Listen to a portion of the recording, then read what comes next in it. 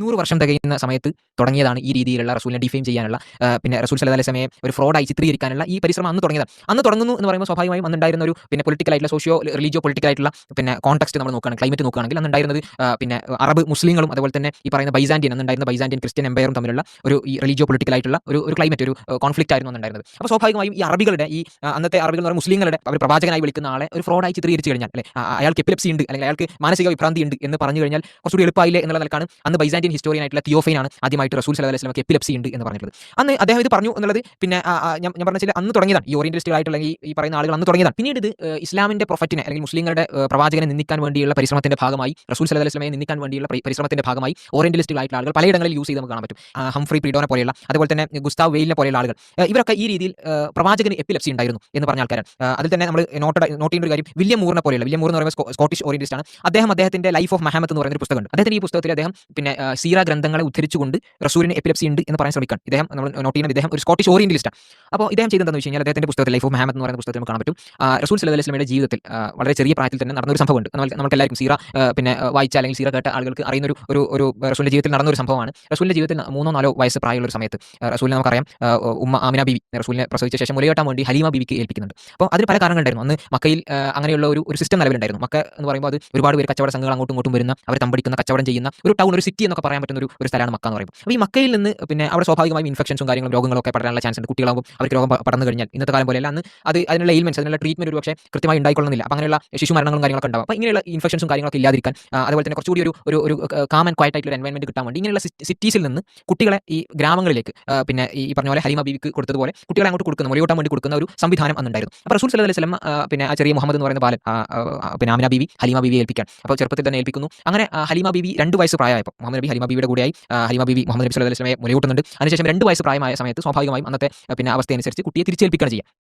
പക്ഷേ ഹലീമ ബീവിയെ സംബന്ധിച്ചിടത്തോളം ഹലീമ ബീവിക്കും അവരുടെ ഭർത്താവിനും റസൂലിനെ ഈ മുഹമ്മദ് എന്ന് പറയുന്ന ബാലനെ തിരിച്ചേൽപ്പിക്കാൻ അവർക്ക് ആഗ്രഹം ഉണ്ടായിരുന്നില്ല. കാരണം മുഹമ്മദ് സല്ലല്ലാഹു അലൈഹി വസല്ലം അവരുടെ ജീവിതത്തിലേക്ക് വന്നതിന് ശേഷം അവരുടെ ജീവിതത്തിൽ ഒരുപാട് നല്ല കാര്യങ്ങൾ നടക്കുകയുണ്ടായി. ഒരുപാട് പിന്നെ നല്ല കാര്യങ്ങൾ അവരുടെ ജീവിതത്തിൽ നടക്കുകയും അതിന്റെ ഭാഗമായി ഇനിയും മുഹമ്മദ് ഞങ്ങളുടെ കൂടെ ഉണ്ടായിരുന്നെങ്കിൽ എന്ത് നന്നായനെ എന്നവർ ചിന്തിക്കുകയും പക്ഷേ 2 വയസ്സാകുമ്പോൾ തിരിച്ചേൽപ്പിക്കണമല്ലോ. തിരിച്ചേൽപ്പിക്കാൻ അവർ മക്കയിലേക്ക് വന്ന സമയത്ത് മക്കയിൽ അന്ന് പിന്നെ ഈ പറഞ്ഞ പോലെ ഇൻഫെക്ഷൻസ് ഒരു രോഗം അവിടെ പിടിപ്പെടുന്ന ഒരു അവസ്ഥ ഉണ്ടായിരുന്നു. അപ്പോൾ ഇവർ ഈ ഹലീമ ബീവിയും ഭർത്താവും ആമിന ബീവിയോട് പറയാണ് ഞങ്ങൾ കുട്ടിയെ കുറച്ചു കാലം കൂടി നോക്കിക്കൊള്ളാം. കാരണം പിന്നെ ഇവിടെ അസുഖങ്ങളും കാര്യങ്ങളൊക്കെ അല്ലേ. അങ്ങനെ ആമിന ബീവി ഒക്കെ പറയുകയും ഇവർ തിരിച്ച് കൊണ്ടുപോകുകയും ചെയ്യുന്നുണ്ട്. മുഹമ്മദ് സല്ലല്ലാഹു അലൈഹി വസല്ലം വീണ്ടും ഹലീമ ബീവിയുടെ കൂടെയാണ് അവരുടെ ഹലീമ ബീവിയുടെ മക്കളുടെ കൂടെ കളിച്ചും ചിരിച്ചൊക്കെയാണ് മുഹമ്മദ് നബി സല്ലല്ലാഹു അലൈഹി വസല്ലം ചെറുപ്പത്തിൽ ജീവിക്കുന്നത്. ആ സമയത്ത് 3 വയസ്സ് 4 വയസ്സ് ആ പ്രായത്തിൽ നമുക്ക് സീറ ഗ്രന്ഥങ്ങൾ നോക്കി കഴിഞ്ഞാൽ കാണാൻ പറ്റുന്ന ഒരു കാര്യം പിന്നെ ഒരു അമാനുഷികമായിട്ടുള്ള ഒരു സംഭവം അവിടെ നടക്കുന്നുണ്ട്. അതെന്താണെന്ന് വെച്ച് കഴിഞ്ഞാൽ റസൂൽ സല്ലല്ലാഹു അലൈഹി വസല്ലം അന്ന് മുഹമ്മദ് എന്ന് പറയുന്ന ബാലൻ അവിടെ ഉണ്ടായിരുന്ന ഹലീമ ബീവിയുടെ കുട്ടികളുടെ കൂടെ കളിക്കുന്ന ആ സമയത്ത് അവിടെ പിന്നെ ഒരു സമയത്ത് അവർ കളിച്ചുകൊണ്ടിരിക്കുന്ന സമയത്ത് മലക്കുകൾ അവർ പിന്നെ വരികയും റസൂൽ സല്ലല്ലാഹു അലൈഹി വസല്ലമയുടെ നെഞ്ച് കീറി അതിൽ നിന്ന് ഹൃദയം പുറത്തെടുത്തുകൊണ്ട് അതിലെ ഒരു കറുത്ത കഷ്ണം മാറ്റി വെച്ച് ഹൃദയം ഉള്ളിൽ വെച്ച് നെഞ്ചും കൂടി തിരിച്ചടക്കുന്ന മിനിറ്റുകൾക്കകം ഇത് നടക്കുന്ന ഒരു സംഭവം റസൂൽ സല്ലല്ലാഹു അലൈഹി വസല്ലമക്ക് ഇത് നടക്കുന്നത് കൂടെ കളിച്ചിരുന്ന ഹലീമ ബീവിയുടെ മക്കൾ അവർ കാണുകയും ഹലീമ ബീവിയുടെ അടുത്തേക്ക് ഓടി വരികയും ചെയ്തു. കാരണം 2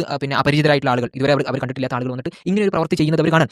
അപ്പോൾ ഇത് ഓടി വന്നുകൊണ്ട് ഹലീമ ബീവി എടുത്ത് പിന്നെ പറയുന്ന സമയത്ത് അവിടെ ഭർത്താവ് ഉണ്ടായിരുന്നു. അപ്പോൾ ഇവർ രണ്ടാളും റസൂലിനെ കാണാൻ പോകുന്നുണ്ട്. അപ്പം റസൂൽ സല്ലല്ലാഹു അലൈഹി വസല്ലമയെ ഇവർ പിന്നെ കാണാൻ പോകുന്ന സമയത്ത് റസൂലുള്ളത് ഒരു വയ്യാത്തൊരു അവസ്ഥയിലാണ്. കാരണം ചെറിയ ബാലനാണ്, വയ്യാത്തൊരു അവസ്ഥയിലാണ്, 4 വയസ്സാണ്. അപ്പോൾ അവരെ സംബന്ധിച്ചിടത്തോളം അവർക്ക് പേടിയുണ്ടാവും. കാരണം അവരെ ഏൽപ്പിച്ചതാണ് റസൂൽ എന്ന് പറയുന്ന ഈ മുഹമ്മദ് എന്ന് പറയുന്ന ബാലനെ അവരെ ഏൽപ്പിച്ചതാണ്. അപ്പോൾ ഏൽപ്പിച്ച കുട്ടിക്കൊന്നും പറ്റാതിരിക്കുക എന്നുള്ളത് അവരുടെ ഒരു ദൗത്യമാണല്ലോ, അവരുടെ ഒരു കർത്തവ്യമാണല്ലോ. അപ്പോൾ അവിടുന്ന് പിന്നെ ഈ ഇദ്ദേഹത്തിന്റെ ഈ ഹലീമ ബീവിയുടെ ഭർത്താവ് അവരോട് പറയുന്നുണ്ട് നമുക്ക് കുട്ടി എത്രയും പെട്ടെന്ന് ഉമ്മ ഏൽപ്പിക്കാം, അവന് വയ്യാതായിരിക്കുന്നു എന്നുള്ള നിലക്ക് പറയുന്നുണ്ട്. ഇതാണ് ചരിത്രം. ഈ ചരിത്രത്തെ ഉദ്ധരിച്ചുകൊണ്ട് ഞാൻ ഇവിടെ പറഞ്ഞു വന്നത് വില്യം മൂർ എന്ന് പറയുന്ന പിന്നെ ഓറിയന്റലിസ്റ്റ് സ്കോട്ടിഷ് ഓറിയന്റലിസ്റ്റ് അദ്ദേഹം ചെയ്യുന്ന ഒരു കാര്യം എന്ന് വെച്ച് കഴിഞ്ഞാൽ അദ്ദേഹം ഇത് ഉദ്ധരിക്കുന്നുണ്ട്. പക്ഷേ ഈ ഇത്തരത്തിലുള്ള സീറ ഗ്രന്ഥങ്ങൾ നമുക്കറിയാം അറബിയിലാണ് ഉണ്ടാവുക. അപ്പോൾ അറബിയിൽ നിന്ന് ഉദ്ധരിക്കുമ്പോൾ അദ്ദേഹം അതിൽ പറയുന്നത് ഇബ്നു ഹിഷാമിനെ ഉദ്ധരിച്ചുകൊണ്ട് അദ്ദേഹം ഈ സംഭവങ്ങളൊക്കെ പറഞ്ഞ് അവസാനം പറയുന്നത് ഈ ഭർത്താവ് അവസാനം പറഞ്ഞൊരു കാര്യം ഉണ്ടല്ലോ, ഇതിനെ നമുക്ക് തിരിച്ചേൽപ്പിക്കാം, കുട്ടിയെ നമുക്ക് തിരിച്ചേൽപ്പിക്കാം എന്ന് പറയുന്ന സംഭവം ഇബ്നു ഹിഷാമിനെ ഉദ്ധരിച്ചുകൊണ്ട് അദ്ദേഹം പറയുന്നത് പിന്നെ ഹസ്ബൻഡ് പറയാണ് this child had A fit. അപ്പം ആ കുട്ടിക്ക് ഒരു സീസർ ഉണ്ടായിട്ടുണ്ട്.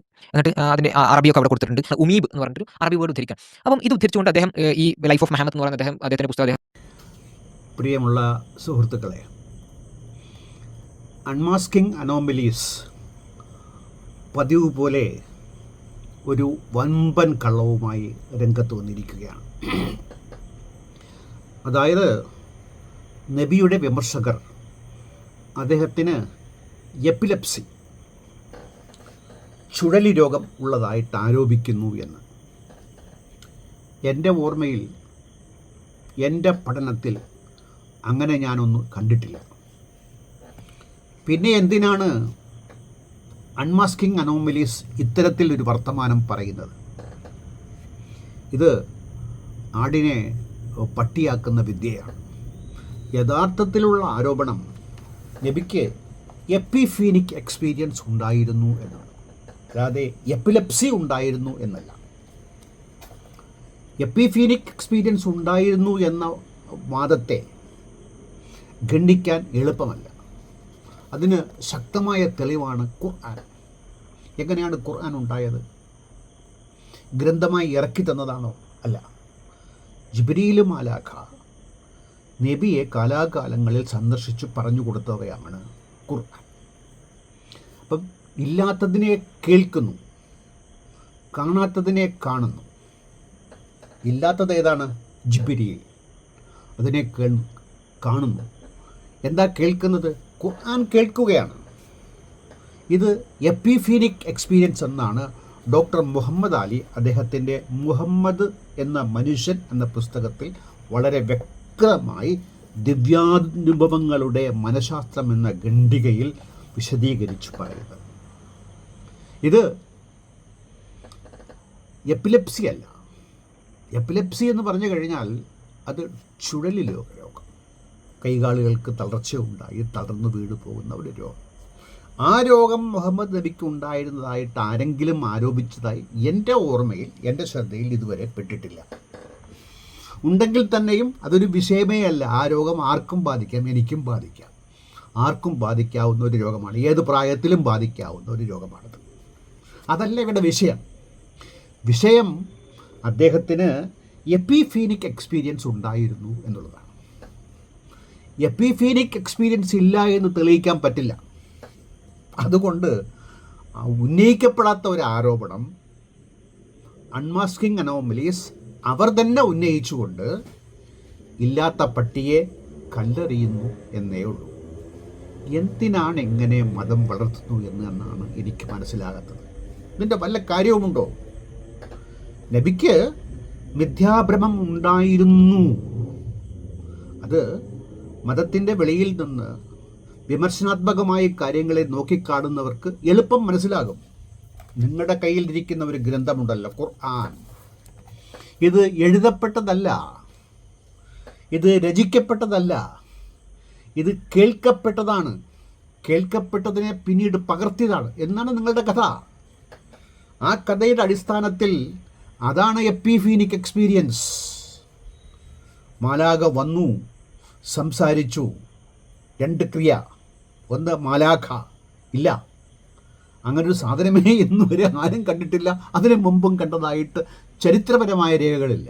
ചുമ്മാ പറയാം. നമ്മുടെ രാമൻ്റെയും സീതയുടെയും പിന്നെ തോട്ടിൻ്റെയും പാലത്തിൻ്റെയും കഥയൊക്കെ, രാമസേതു പാലോ അതൊക്കെ പറയുന്നത്. അതുപോലെ ഒരുപാട് കഥകൾ. നമ്മൾ കഥകൾ കേൾക്കാൻ വളരെ നല്ല വിദ്വാന്മാരാണ്, നല്ല രസവുമാണ് കേൾക്കാനായിട്ട്. അതുപോലത്തെ കഥ. അല്ലാതെ തെളിവ് സഹിതം അങ്ങനെ ദൈവത്തിൽ നിന്ന് ആള് ഇങ്ങോട്ട് വന്നിട്ടില്ല. ദൈവം ഉണ്ടായിട്ട് വേണ്ടേ ആളെ അയക്കാനായിട്ട്. അല്ലെങ്കിൽ ആളെ എന്തിനെ അയക്കണം ദൈവം? ഇപ്പം മുഹമ്മദിന് ഒരു തോന്നൽ ഉണ്ടാക്കണമെങ്കിൽ അള്ളാഹുവിന് ഒരു മലക്കിൻ്റെ ആവശ്യമില്ല. ഈ മലക്കിനെ കുറിച്ച് പറയുമ്പോൾ അള്ളാഹു കൊച്ചായി പോവുകയാണ്. അള്ളാഹുവിൻ്റെ കഴിവിനെ, അള്ളാഹുവിന് തോന്നുന്ന കാര്യം മുഹമ്മദ് തോന്നിപ്പിക്കാനായിട്ട് അള്ളാഹുവിന് കഴിയാത്തത് കൊണ്ടാണല്ലോ അള്ളാഹു ഒരു ദൂതനെ അയക്കുന്നത്. ദൂതൻ, മാലാഖ, അള്ളാഹു ഇല്ല എന്നതിൻ്റെ തെളിവാണ്. നിങ്ങളുടെ ഈ മാലാഖ, വിശ്വാസം മാലാഖയിൽ വേണമെന്നാണ് പറയുന്നത്. അത് അള്ളാഹു ഇല്ല എന്നതിൻ്റെ തെളിവാണ്. ചുരുക്കത്തിൽ പറയുകയാണെങ്കിൽ, വളരെ ചുരുക്കി പറയുകയാണെങ്കിൽ, ഇവിടെ അൺമാസ്കിംഗ് അനോമലീസ് പറയുന്നത് പോലെ നമ്മൾ നബിക്ക് എപ്പിലെപ്സി ഉണ്ടായിരുന്നു എന്നൊരു ആരോപണം ഞങ്ങളുടെ ഭാഗത്ത് ഞങ്ങൾ ഉന്നയിക്കുന്നില്ല. ഞാനും ഉന്നയിക്കുന്നില്ല. ഉന്നയിക്കുന്നത് അദ്ദേഹത്തിന് മായാഭ്രമം ഉണ്ടായിരുന്നു എന്നാണ്. അതിന് മറുപടി ഉണ്ടോ? ഉണ്ടെങ്കിൽ പറയുക. ഈ ഇല്ലാത്ത പട്ടിയെ സങ്കല്പിച്ച് വേട്ടയാടുന്നത് ദയവ് ചെയ്ത് നിർത്തുക എന്നാണ് എനിക്കതിൽ പറയാനുള്ളത്.